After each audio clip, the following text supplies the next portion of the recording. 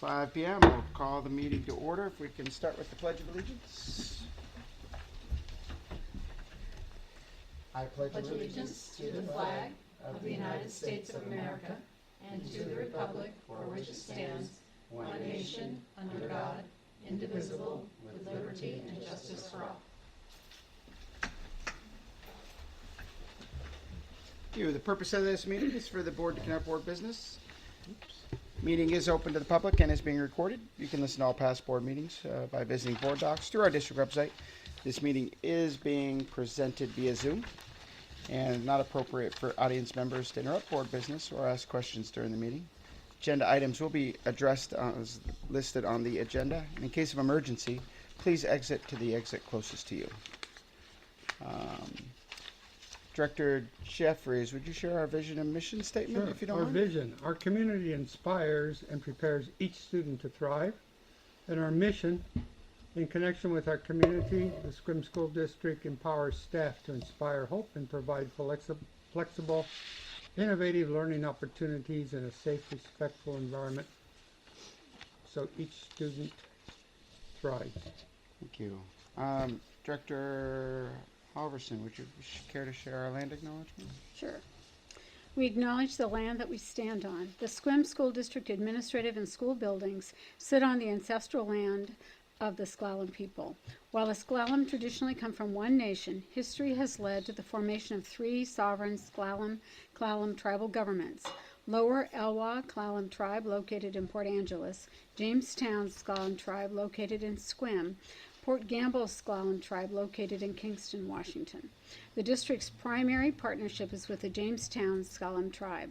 Today, the tribe and district share a partnership that includes official consultation on program and funding changes that may directly affect American Indian and Alaska Native students, as well as holistic service planning for students to remain successful in their educational journeys.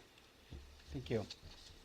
And with that, before we get started, we do just have a couple of things that we need to make adjustments on the agenda. The agenda was already published, so we had to unfortunately postpone a couple of the changes until right now. So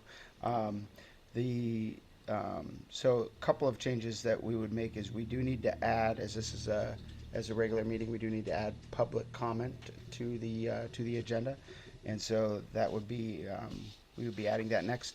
And we will also we will still have the board creation update, but we will not have any items listed under board business. And obviously I'll allow our superintendent to explain that, but we won't be taking, our superintendent's not recommending any action to be taken in this meeting. So we will be deleting the resolution, reduction in force resolution, as an action item on the meeting. So the two changes to the agenda as published will be: one, removal of reduction in force off the agenda, and still adding public comment to the agenda. So is there any objection to approving the agenda with those two changes?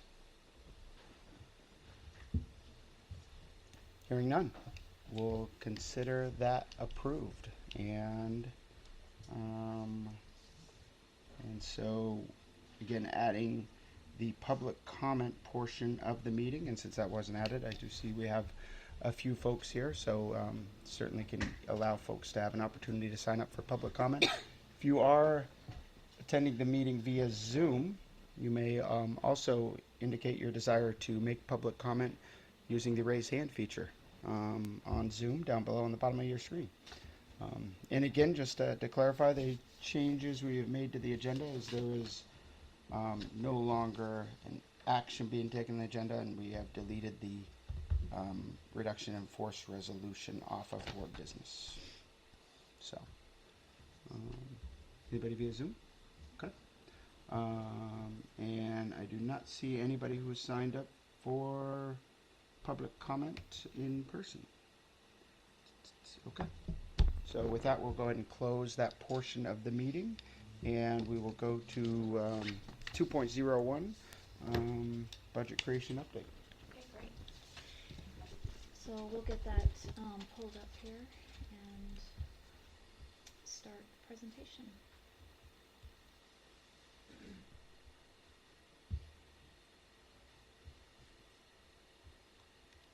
Okay, so we're going to talk tonight about our district's journey and navigating the school finance landscape right now and the journey we're on to balance our school budget.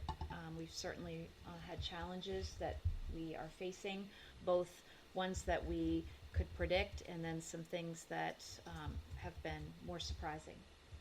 So we'll go ahead and talk about what comes next. Okay, so as you are all aware, there are headlines every day about school finance woes in Washington State, and we are certainly not different. The good news for us is that we have seen a steadying of the ship, and we have been very hopeful that we would not run into significant issues this year. I think that what I'd like you all to know is that I spoke with the entire district in January, was quite optimistic about how the landscape was looking for us because our fund balance is really shaping up to be steady, and our cash flow has been tracking well and still to this day does. But there are some things that occurred following mid-January forward that have been a bit rocky, and many schools are facing that. And we know that those are things like we're going to discuss tonight. So we have some funding gaps going on, we have expense escalation and so forth. So we're not alone, is my point, but here we are. What's unique about tonight is that back on Saturday night I was messaged that our own budget was running into an issue with an expense that needed to be included in the budget that hadn't been, and that was our school nutrition contract, and that contract is worth just about $1 million. So that was a significant issue because we had been doing all of our budget planning looking at revenue coming in against expenditures, and we looked like we were in a better situation. And to clarify, when you said our own budget, you are talking about the 25-26 budget, right? Yes, the school district budget in development.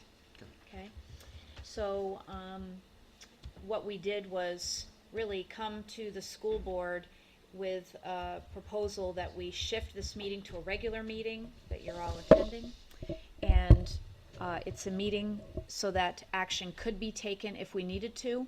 So the analogy that I'd like to share with you tonight is the RIF resolution that could have been acted on tonight was like a seatbelt safety measure, because we're hurtling down this road. We've got to make sure that if we run into some type of very significant issue, we can respond to it. And our deadline for notifying any certificated staff if we were moving on a RIF is tomorrow. Okay, but as you're going to hear in this presentation, we have chosen to move along other pathways to deal with our issues. So we'll carry on, and this will tell you the unfolding of that need. Okay, so why are we here? I just want to give a comprehensive overview of what issues are facing not just Sequim School District, but all of those school districts that you saw before and then hear about. There's significant budgetary strain going on right now and local funding restrictions. So we have been fortunate to pass a 4-year levy. But even that 4-year levy had restrictions on it. It had constraints about what we could be asking the community to support. So this is an issue, along with the budgetary strain from the state being able to provide money to us in the prototypical model. We've got equity concerns, of course, that we pay attention to here. In the state of Washington, there's equity issue between districts that are able to provide more for their community and those that cannot and are challenged to do so. Sequim is fortunate that we do have a passed levy, and that is not an issue on the table for us. Confusion and implementation challenges. We have confusion and implementation challenges already in this budget development process because of the legislative session and the decisions that have come out from it not being articulated in financial tools that help you to do your budget. And those were supposed to come out tomorrow. We've now been told we will likely see them by the end of the month. We've got salary increases and labor tensions around the state because we are seeing escalations, and we know that there have been issues in school districts around this, and it is just a function of us having salary language from McCleary of the past that we continue to try to implement, and we'll talk tonight a bit about that. Okay, and then neglect of non-basic education needs. We have so many needs that we are absolutely responsible for resourcing, and we're trying our very best. But the apportionment model does not give us all of those funds toward it. Our levy does not have enough funds to fund all of these non-basic education needs. And MSOCs, I'll talk a lot about that acronym tonight. MSOCs are materials, supplies, and operating costs for which the budget does not include enough of an increase to cover those escalations.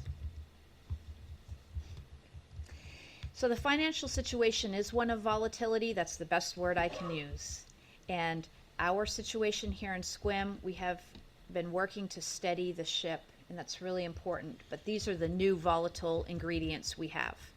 We have potential, and I want to use this word very specifically.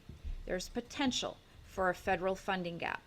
We have been notified that likely Title I, the other titles, will have reductions in them. We are going to take a conservative approach to that and believe that we will have significant federal funding coming, although it will not be the amounts of the past. We have expense escalation. We recognize that there are many, many things that are moving up in price, like all of us know, but we have a couple that are very much an issue, and we're going to talk about what those are.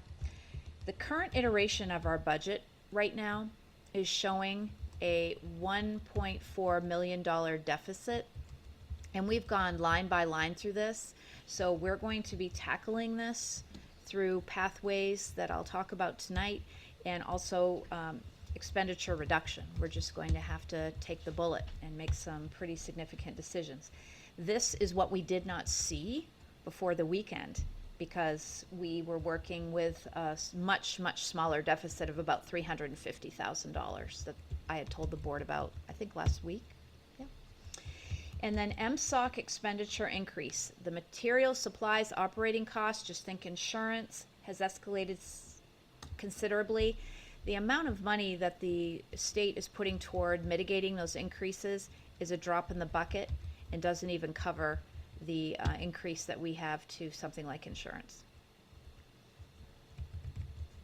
So let's talk about new revenues that are coming in, because this is true. The legislature has passed some new revenue. There are also things that offset this new revenue, so we'll be sure to talk about that. We have special education that will receive additional funding. We do anticipate $661,000 approximately towards special education. Remember, our school district is approaching $2 million in expenditure for special education over what the state gives us. The material, supplies, and operating costs, we are getting that minor increase of $35.27 per student. It's going to be about $89,000 in total. Okay. We're going to receive a one-time fund that is for fund balance stability. And this is going to be approximately $125,000 that will be paid in June. This amount is based on $50 per student. We don't know which enrollment figure they will calculate it on. It will likely be the end enrollment figure in June. The IPD 2.5% inflation-based increase for funded positions will come in at $272,500 approximately. That does not fund IPD across our system. So I want to give you a historical look at percent increases that we have had across every bargaining group in our school district. This is one aspect of those expenses that I spoke to you about, and it's very important to understand. We're going to talk about the sustainability factor of how we're operating here. And every school district is doing this, okay? So you'll see across the chart the different groups that we have here in our school district and a historical view of what the increases have been over the years. So many of you were here during McCleary, so you know about that big shift that did occur back in 1819. What we need to recognize is that this effect has contributed to the fact that we are upside down on our budget planning, and that we've got to prioritize how we move forward, and also recognize the state is giving money towards salaries and increases in IPD, and how do we make sure that is expended fairly and appropriately in our system. So let's talk about that fairly and equitable distribution. The IPD coming in for next year, so we're talking about our budget development, will be that $272,500. When we put it across all of our certificated staff, for instance, it is a 1.567% increase. It doesn't match the 2.5 because the state's only funding us for 129 certificated positions when we actually have 172. And this gap is what so many school districts are saying we cannot continue to sustain it. We've got an example up here for a different group related to classified. In the apportionment formula, we're funded for 1.5 technology positions. We have 5 technology positions, and I think all of us would argue we don't have enough. There's not enough to go around. So it just shows examples of what's happening with our prototypical model. We've got similar examples we could give for every single group. Admin is the same way. State funding and a study is being contemplated by the legislature in most recent legislation. And I think we've heard President Pickens talk about these study groups that have occurred in the past and how the recommendations have not been implemented over the years, and thus we have ended up in a situation like many other school districts where we're up against the wall. So here's some profiles of both classified and certificated personnel budgets right now going into next year's development, okay? So you can see that we have classified base salaries at about 7.4 million. Benefits against those salaries, 3.9 million. Just for one person to have health insurance is over $15,000. Okay? If you continue to talk about the retirement, the FICA, which is Social Security, unemployment, it just escalates from there. Some of our benefit costs are approaching 35% of the employee costs. Okay? When we come on down to certificated, you see the same type of ratios. It's very challenging. We have substitute costs for both groups that we're having to budget for. We are exceeding $500,000 in substitute costs. Okay? And then we also have what we call green sheet time in both of our groups that we have here. And green sheet is paying additional time for activities that go on in the system. So that could be being after school in a meeting. It could be other obligations that people have. And that time is escalating significantly, approaching close to $450,000. And then we have supplemental pay. So we have supplemental contracts because people actually take on clubs and making sure that there are department heads and things like that. And those are going to cost any system that investment. And so you'll see there it's $400,000 in our district for next year. So when we look at that grand total of $24,674,000, it's a challenge for us to continue to have a prototypical model that is not feeding that need. Okay.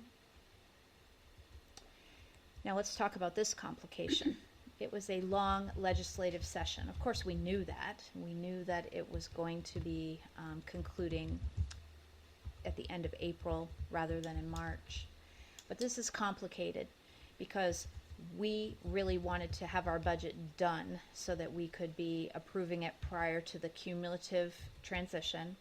We notified you that we thought we could have it done. We would not approve it prior to the cumulative transition. We are finding it complicated because there isn't clarity yet about all of the implementations from the legislative decisions. So some of the new revenue, we're not sure exactly how it's going to come. Some of the revenue is going to be offset. The special education funding is a perfect example. A portion of that funding will come to us, and then that same portion will be removed from our basic education allocation. So we've got to learn all those rules. This compacted timeline has caused the state not to have these online financial tools available to us. So we've had to do some interesting things to get this budget underway and developed. And so people might say, how can you have a mistake where you don't enter an expense? It's because we're creating our own tools to do this. So we're using a lot of spreadsheets. So this is the impact that we've had. We've had the creation of our own budget process while we're waiting for the corrected tools from OSPI. We did have that oversight of that major contract expense with school nutrition for Sodexo.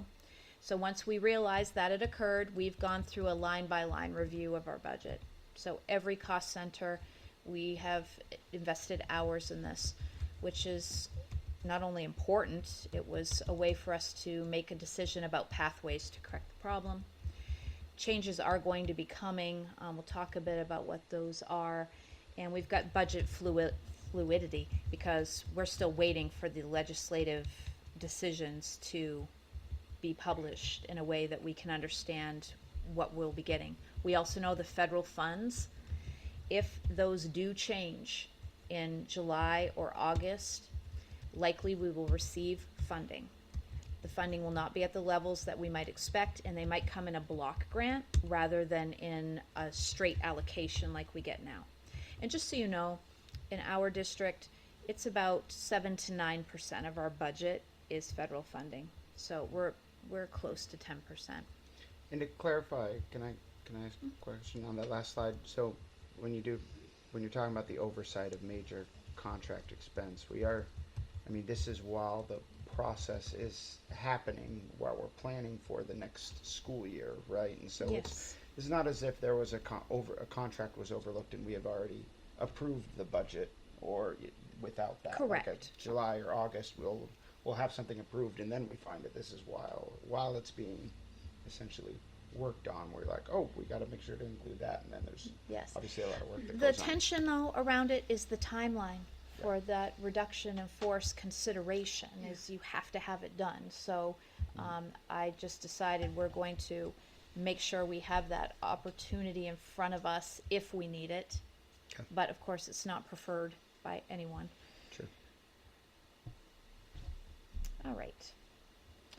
So you do know about the $89,000 that the MSOCs will bring us in next year. However, please know this, insurance costs have outpaced MSOC IPD over the past 2 years.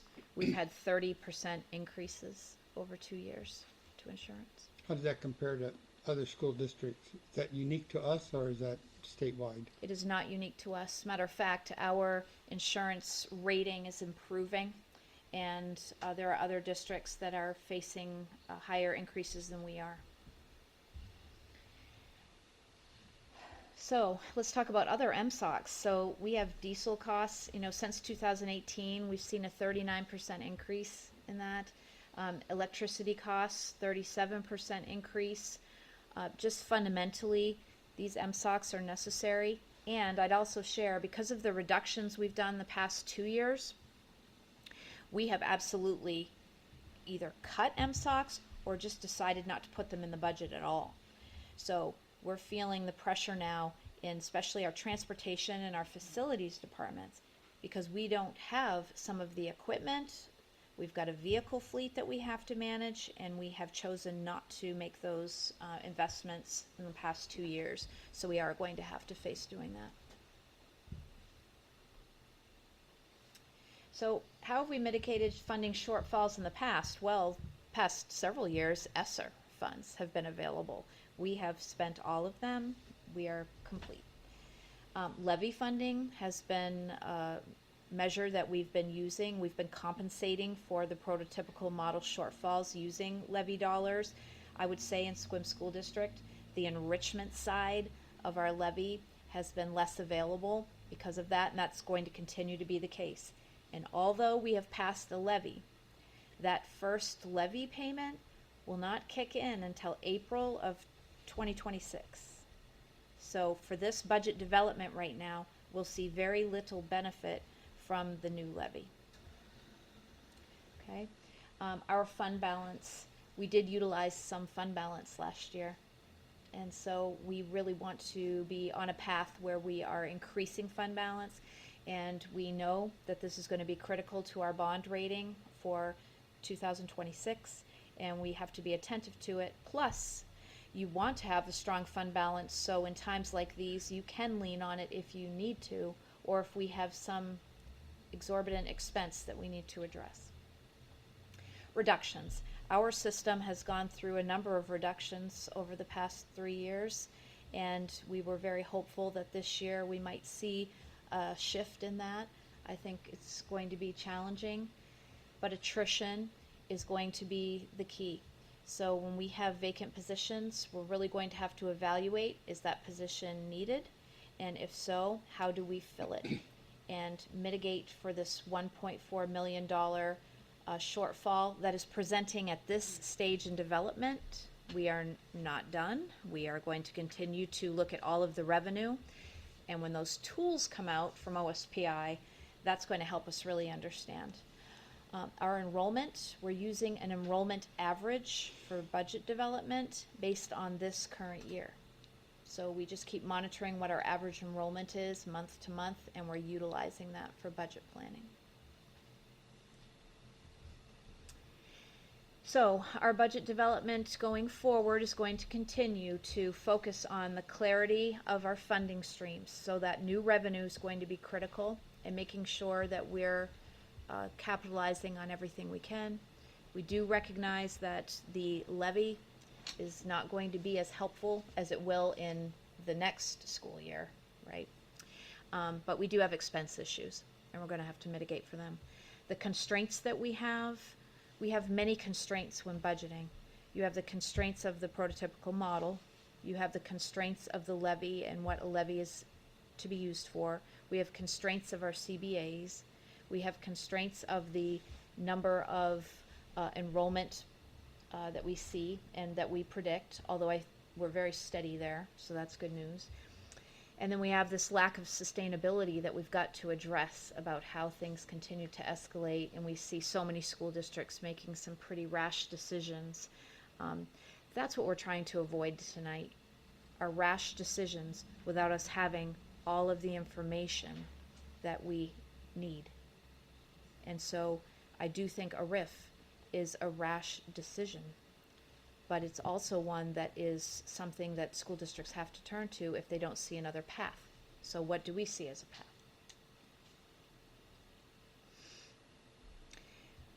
We've got multiple budget iterations that are underway, so we'll continue to do that and be playing those out to see what these tools help us to understand. We are working with the OESD financial department. They're looking at things with us and helping us to get any information. They're learning right along with us because all of these new revenue streams are new. We're waiting for the confirmation when state tools are available for us to use. We had hoped that would be tomorrow. We've been told that is not the case. So we'll continue to monitor. So here are the pathways. We have A, reduce our expenses. That's number one. So we're going to be, of course, looking at the budget and deciding what expenses can we clearly cut. B, manage attrition. We have many open positions in our school district right now, and we recognize that we need to fill the ones that are critical in nature, of course, and we're going to be looking at every attrition we have down the road. And then C, reduction in force is that last resort, and that's why we've taken it off the table tonight, because we don't feel we're at a place where we need last resort. So we're going to implement pathways A and B, really work to manage that attrition and move forward from there. So that is my presentation to you. I'm happy to take any questions, give you clarifying information. We have folks from our business office here too who can help us as well.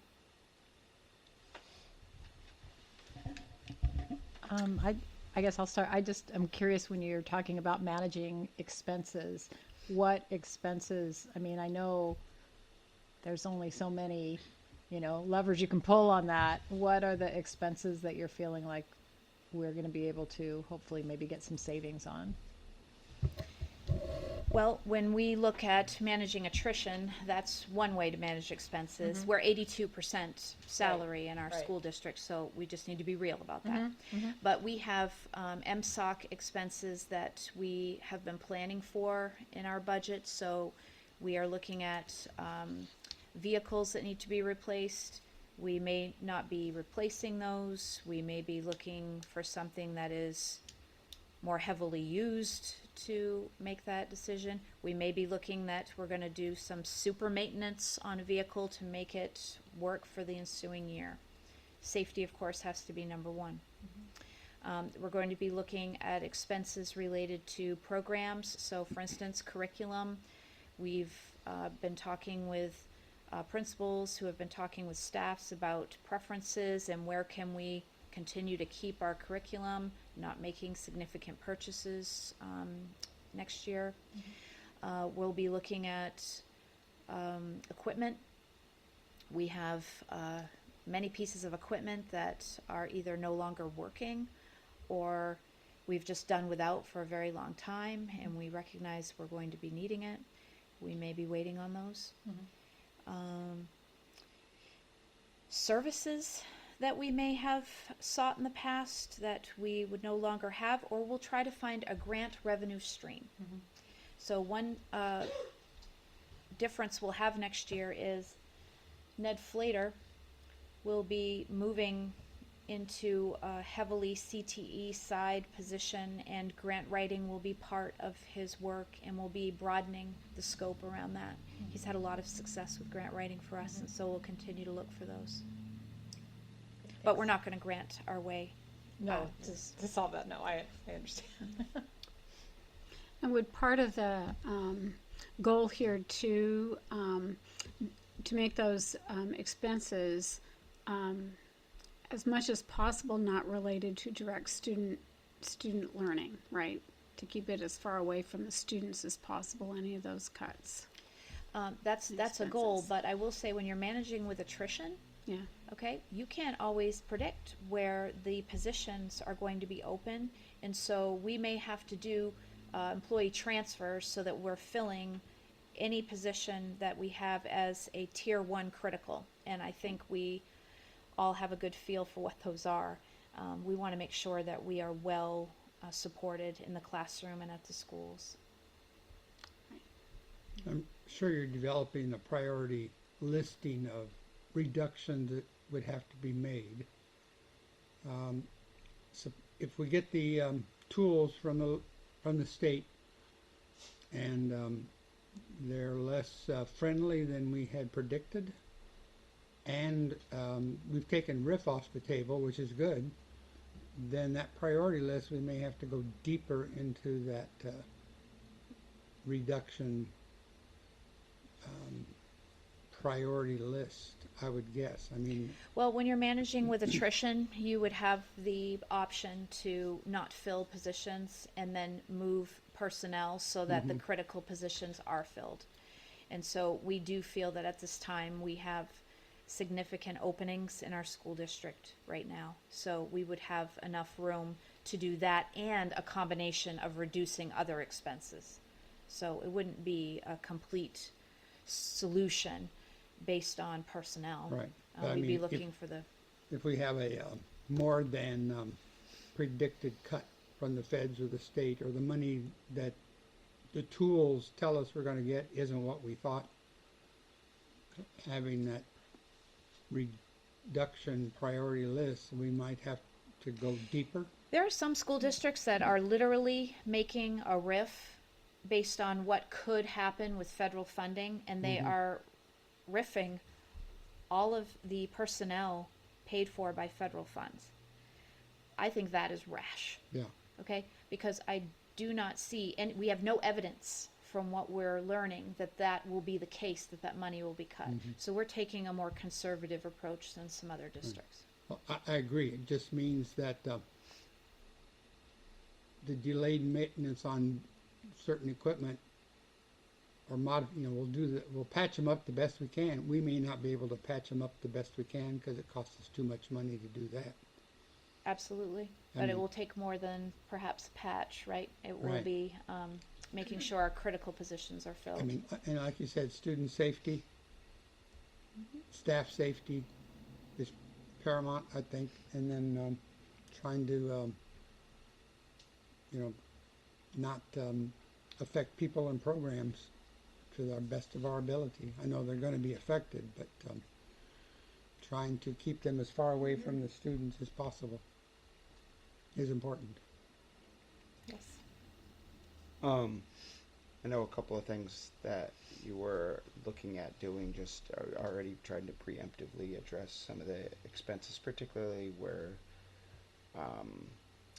there's might be looking at upfront costs, like we're ordering new computers for staff, right? Yes. And so, was that something, I think you said you were going to Yes, look into so that? this is a perfect example of trying to reduce expenses. We leased the computers for staff, and we had to make that purchase because of Windows 10 ending on, I think it's October 25th. But that lease, we've already contacted them to see if we can restructure the lease so that if necessary, we could push those payments down the line a bit so that our budget would be easier to balance. Now, that incurs you some interest. That also incurs you still making the payment down the line, but we recognize that would be further away from students. That would be a restructure that we could negotiate, and it still allows us to have the resource for our staff. Okay. It's a perfect example. The $1 million that we pay to Sodexo rate, it is basically to subsidize the costs of lunches and breakfasts and cover costs that aren't covered by other sources. So the $1 million is mitigated because we have school nutrition funding that does come in. Okay, so we will continue to receive that. But one of the tools that we're waiting for is the school nutrition funding tool. And we need to make sure we believe there's going to be a shift in that funding, not significant, but until we have the tool, we don't have the metrics by which to figure it. So we've just put in a similar type of revenue that we received this current year for next year as a placeholder.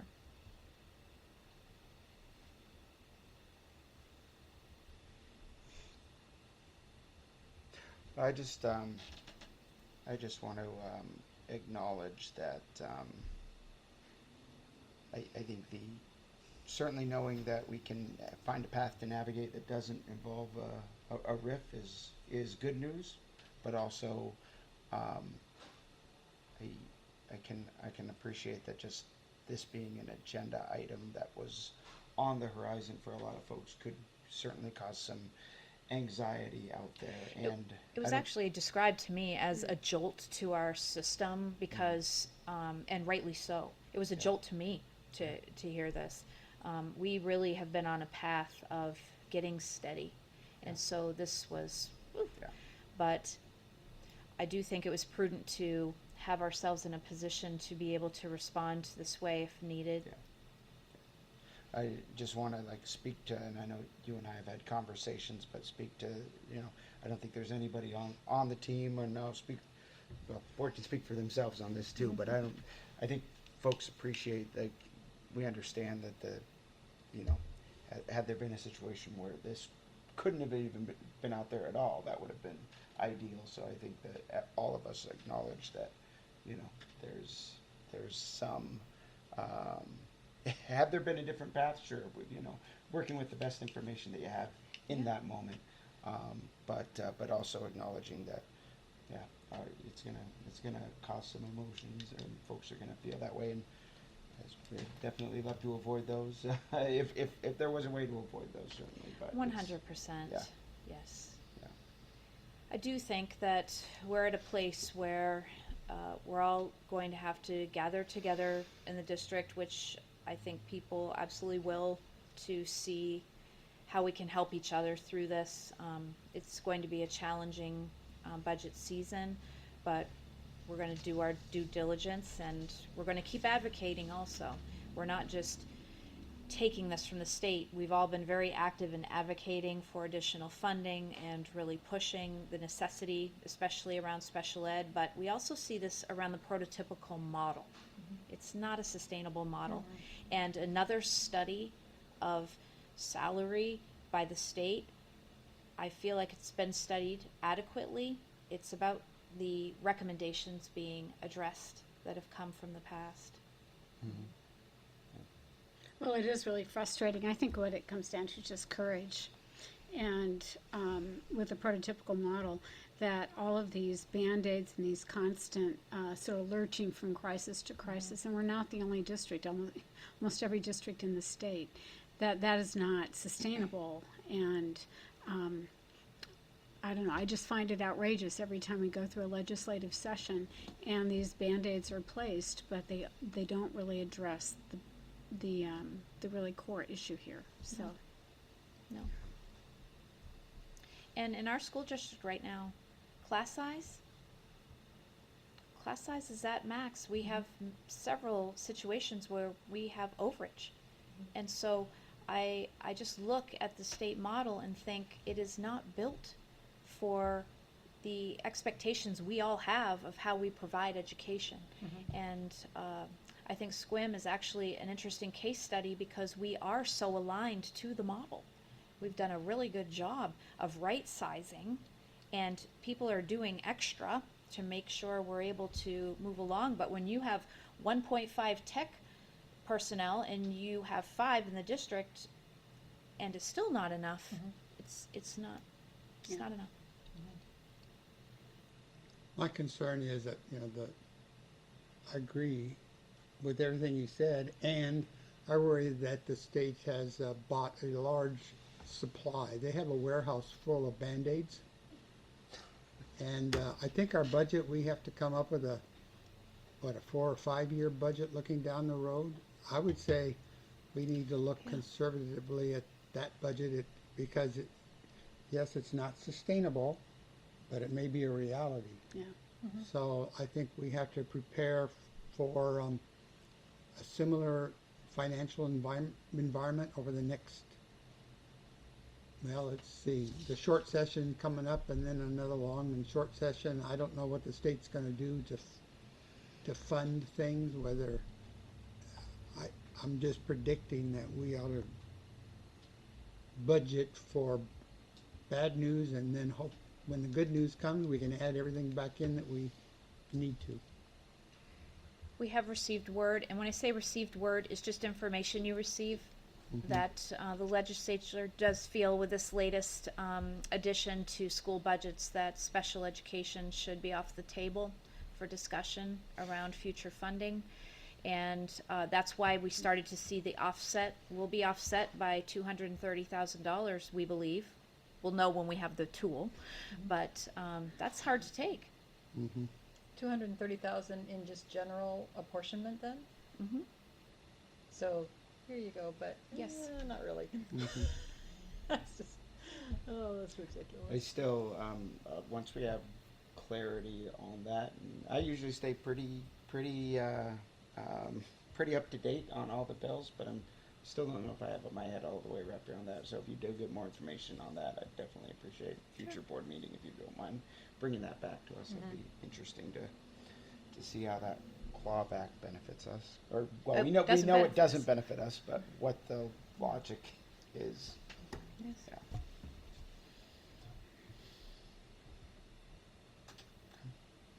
Anything else? So what are the next steps? The next steps are that we continue to, really, we're studying revenue right now very, very closely because we want to get every penny so that we can mitigate that $1.4 million deficit. Then we'll wait for the tools. But in the meantime, we'll start looking at expenses that are, we'll have to tier our expenses. So what is a tier 1 expense that is absolutely something we need to be expending money on, a tier 2, tier 3, tier 4. Tier 4s will probably be the first reductions. Okay. All right. Okay. Well, that's going to conclude what we have for the evening. So we right. will go ahead and adjourn.